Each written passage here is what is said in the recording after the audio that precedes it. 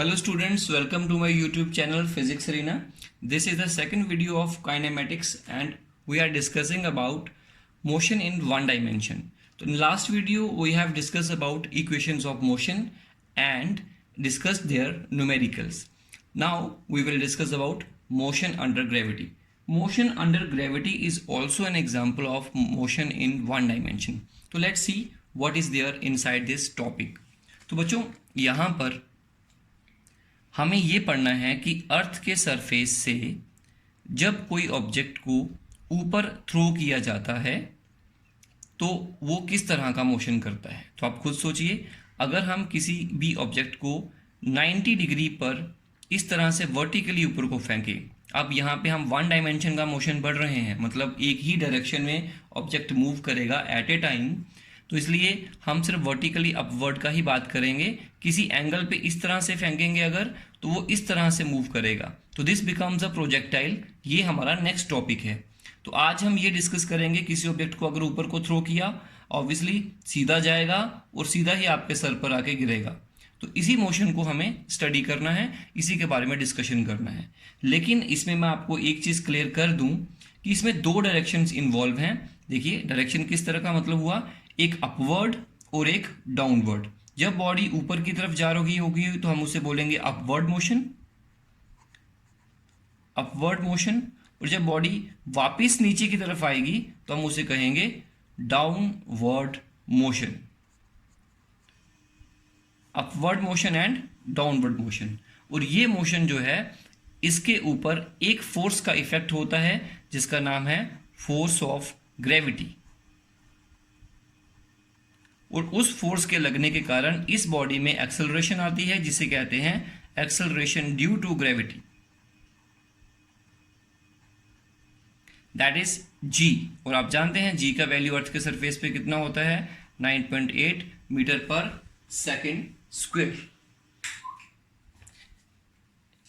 इसके बाद चलिए प्रॉब्लम को सॉल्व करते हैं। उससे पहले मैं एक चीज़ और बता दूं, अगर आप अपवर्ड मोशन को पॉजिटिव डायरेक्शन दे रहे हैं तो डाउनवर्ड मोशन को नेगेटिव कहना पड़ेगा, या फिर अगर आप इसको नेगेटिव बोल रहे हैं तो आपको इसको पॉजिटिव कहना पड़ेगा। दोनों ही बातें बिल्कुल सही हैं, जैसे भी आपको ठीक लगे आप कर सकते हैं, आपका आंसर बिल्कुल करेक्ट होगा। तो चलिए एक प्रॉब्लम के थ्रू इस तरह के मोशंस को समझते हैं। देखिए, एक बॉल को आपने ऊपर की तरफ फेंका इतनी स्पीड के साथ, from the top of a tower and returns to the earth in 6 second, find the height of the tower. तो देखिए इसको हम समझते हैं। फॉर्मूलाज इसमें भी वही यूज होंगे। सबसे पहला formula v equal to u plus a t, s equal to u t plus half a t square and v square minus u square equal to 2as। तो देखिएगा, एक हमारे पास यहाँ पर अर्थ के सरफेस पर एक बड़ा सा बिल्डिंग है, मान लेते हैं बिल्डिंग, और बिल्डिंग के ऊपर आप खड़े हैं और आपने एक बॉल को यहाँ से ऊपर की तरफ फेंका, मान लीजिए इस तरह से फेंका, देयर इज अ बिल्डिंग, और बिल्डिंग का जो हाइट है लेट इट बी h। यहाँ से अपने बॉल को ऊपर को फेंका with some initial velocity 19.6 metre per second, मतलब आपका इनिशियल वेलोसिटी कितना दिया आपने, ऊपर की तरफ दिया है। तो अगर हम अपवर्ड मोशन को पॉजिटिव माने और डाउनवर्ड मोशन को नेगेटिव माने, या जैसे भी कर सकते हैं, तो मैं इसको लिखूंगा plus 19.6 metre per second. Y plus, क्योंकि इनिशियल वेलोसिटी जो है वो ऊपर की तरफ है और ऊपर के मोशन को हमने पॉजिटिव लिया है।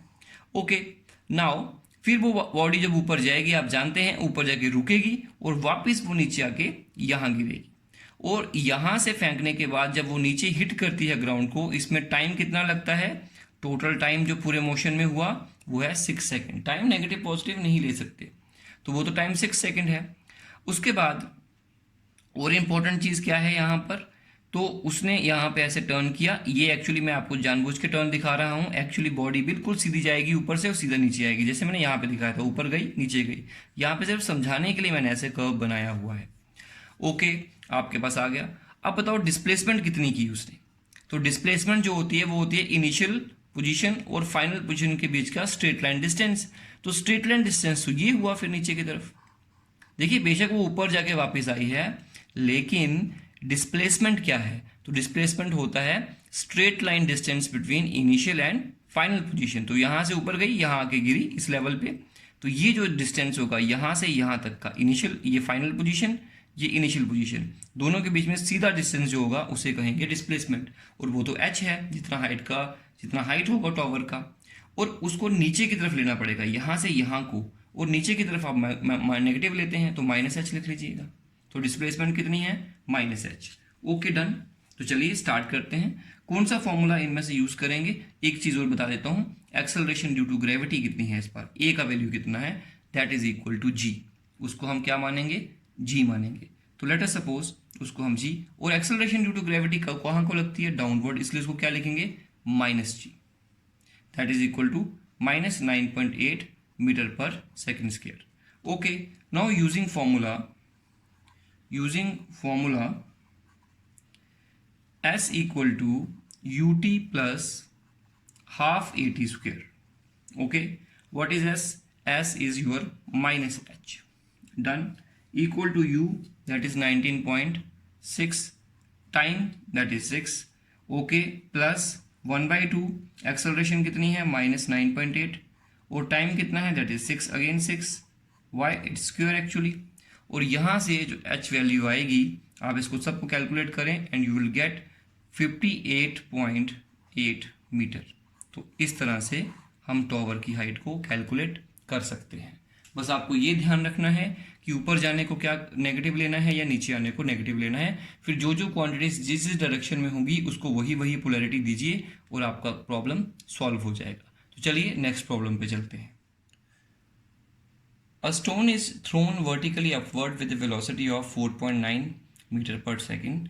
Calculate the maximum height reached, the time taken to reach the maximum height, the velocity with which it returns to the ground and the time taken to reach the ground. बच्चों ये सारी चीज़ें हमें इस बार calculate करनी है, बहुत interesting और इजी क्वेश्चन है। चलिए देखते हैं। देयर इज ग्राउंड, ये अर्थ का सरफेस है, यहाँ से आपने एक ऑब्जेक्ट को ऊपर फेंका सीधा स्ट्रेट।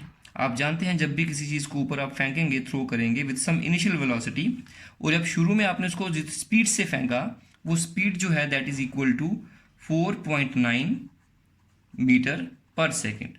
अब बच्चों सबसे पहले डिसाइड करना पड़ेगा कि हम अपवर्ड मोशन को क्या लेंगे और डाउनवर्ड मोशन को क्या लेंगे। तो मान लेते हैं अपवर्ड मोशन को पॉजिटिव लेते हैं, डाउनवर्ड मोशन को नेगेटिव लेते हैं। अब बताइए हमारी इनिशियल वेलोसिटी पॉजिटिव आएगी कि नेगेटिव आएगी, क्योंकि इनिशियल वेलोसिटी ऊपर की तरफ होगी उसकी डायरेक्शन, तो उसको पॉजिटिव लेंगे। ओके, अच्छा सबसे पहले देखिए यहाँ से जब बॉडी को थ्रो किया धीरे धीरे उसकी स्पीड घटती जाएगी और एक जगह पे आके वो रुक जाएगी। जैसे ही वो रुकेगी फिर वो यहाँ से घूम के इस तरह से वापस आएगी। अब ऐसे एक्चुअली नहीं आएगी, एक्चुअली उसी रास्ते से वापस आएगी, लेकिन मैं आपको अलग तरह से दिखा रहा हूँ ताकि आपको जो डाउनवर्ड मोशन है वो अलग से दिख पाए। तो इस तरह से वापस आएगी। सबसे पहले उन्होंने पूछा कि कितना ऊपर तक जाएगी, आपको ये हाइट बतानी है कि कहाँ ऊपर जाके रुकेगी और फिर वापस आएगी, तो आपको हाइट बतानी है। तो सिर्फ अपवर्ड मोशन देखिए, अपवर्ड मोशन, तो पहले हम पढ़ते हैं अपवर्ड मोशन। सिर्फ अपवर्ड मोशन ए से लेकर बी तक का मोशन डिस्कस करेंगे। तो ए से लेकर बी तक के मोशन में इनिशियल वेलोसिटी कितनी है, u, that is plus 4.9 metre per second, बिल्कुल। v कितना है फाइनल वेलोसिटी, b या इस पॉइंट पे आके उसकी फाइनल वेलोसिटी कितनी हो चुकी थी, 0, तो वहां जाके रुक चुका था, फिर वो वापस आएगा। तो हमने यहीं तक का डिस्कस करना है, ये हमारा इंटरवल है। ओके, अच्छा उसको टाइम कितना लगा जी हमें नहीं पता, वही कैलकुलेट करना है। उसके बाद एक्सेलरेशन कितनी है, बोलेंगे acceleration due to gravity that is -g, क्यों, क्योंकि वो नीचे को होती है तो उसको नेगेटिव लेना पड़ेगा। ओके, अब आपको निकालनी है हाइट, हाइट मतलब आपको निकालना है डिस्प्लेसमेंट। यहाँ पे डिस्प्लेसमेंट कितना है, दैट इज h, वो भी अपवर्ड है, पॉजिटिव लेंगे उसको। तो आप जानते हैं s equal to ut plus half at square. तो यहाँ से हम कैलकुलेशन कर सकते हैं, लेकिन हमें टाइम नहीं पता, तो हमें सबसे पहले हमें टाइम नहीं पता है तो हम टाइम का यूज़ नहीं कर सकते, इसलिए ये वाला फॉर्मूला यूज़ नहीं करेंगे। तो हमें क्या निकालना है, हमें निकालना है यहाँ पर हाइट, तो हाइट निकालनी है हमें। तो आपको कोई और फॉर्मूला यूज़ करना पड़ेगा जिसमें टाइम ना हो। तो याद करें हमारे पास 3 फॉर्मूलाज हैं। पहला है v equal to u plus at, इसमें तो है ही नहीं है s जो हमने निकालना है। s equal to ut plus half at square, यहाँ से s निकल सकता था लेकिन हमारे पास टाइम नहीं है, तो v square minus u square equal to a s, इसमें टाइम नहीं है और ऐसे है तो हम ये वाला लगाएंगे, तो two a s equal to v square minus u square. तो चलिए इसके आगे बढ़ते हैं थोड़ा सा। तो हम जानते हैं 2 into minus g into s equal to v कितना है 0 स्क्वायर माइनस 4.9 का whole square, that is equal to s equal to 4.9 multiply 4.9, ये माइनस और ये माइनस दोनों कैंसिल हो जाएंगे, तो 4.9 मल्टीप्लाई 4. Divided by 9.8। और आप जानते हैं कि 4.9 टू ज़ा 9.8 होता है, तो यहाँ से इसको 2 के साथ करिए तो डिस्प्लेसमेंट जो आएगी वो आएगी 4.9 डिवाइडेड बाई 2 मीटर। तो दिस इज द डिस्प्लेसमेंट या this is the maximum height reached and it becomes positive, obviously positive आएगा, इसलिए इस तरीके से कर सकते हैं इसको। तो ये बच्चों यहाँ से सॉल्व हो गया। अब दूसरा पार्ट इसका सॉल्व करते हैं, ये फर्स्ट पार्ट हो गया इसका। सेकेंड पार्ट देखिए, सेकेंड पार्ट में हम क्या करेंगे, इसमें the time taken to reach the maximum height, यहाँ से यहाँ जाने में समय कितने लगा, तो वो समय जो निकालना है अब आराम से निकल सकता है पहली इक्वेशन से। तो पहली इक्वेशन क्या है, सेकंड नंबर पे v equal to u plus a t, बोलो v कितना 0, बिल्कुल, u कितना 4.9 प्लस a कितना है माइनस जी, t हमें कैलकुलेट करना है, तो यहाँ से आएगा minus g t equal to minus 4.9, इसको उधर लेके गए तो t कितना आएगा 4.9 upon g, that is 9.8 and that is equal to 1/2। Obviously ये इसको मल्टीप्लाई डिवाइड बाई 2 कर दिया तो that is equal to 0.5 second. This is the answer, this is the 0.5 second.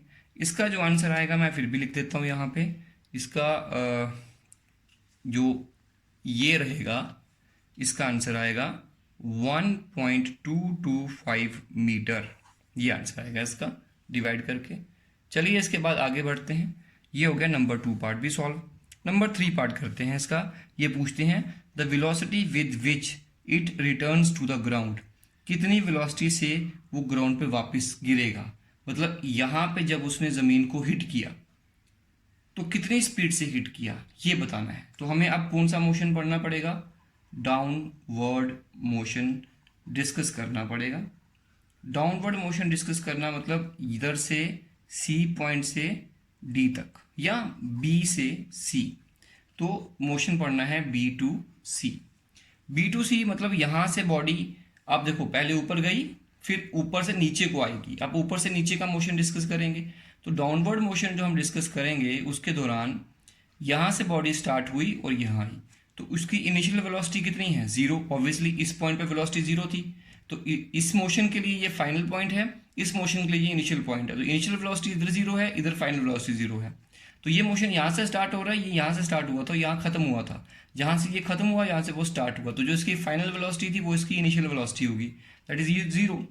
अच्छा v फाइनल वेलोसिटी इसकी यहाँ पे जब हिट करेगा वो हमें कैलकुलेट करना है।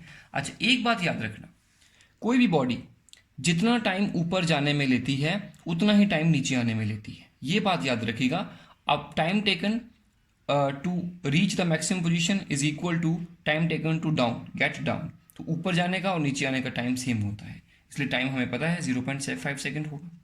ओके, अब हमें कैलकुलेशन करनी है v का, तो आप जानते हैं v equal to u plus a t, बिल्कुल, तो v equal to u that is 0 plus a मतलब minus 9.8 into t that is t is 0.5 and v equal to minus 0.5, तो इसका आएगा 4.9 मीटर पर सेकेंड, ये आ गया।